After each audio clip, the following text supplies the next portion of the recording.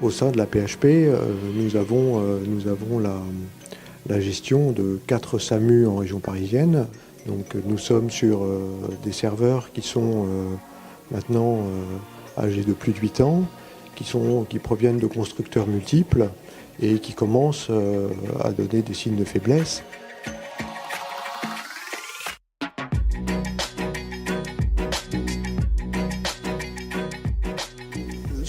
Sur le sujet des SAMU, on avait aujourd'hui à traiter un problème d'obsolescence de machines.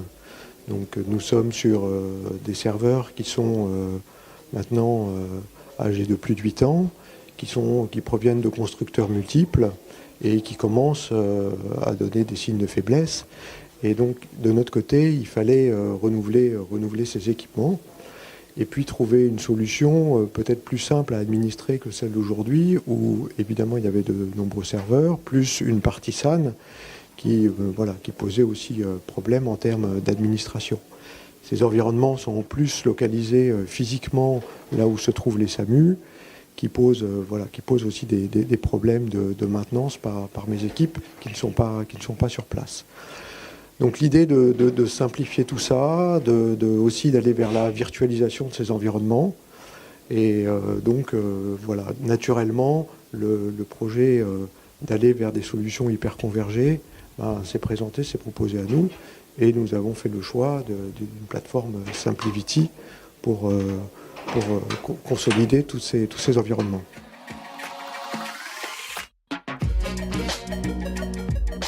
C'est la possibilité de gérer les backups de façon complètement autonome.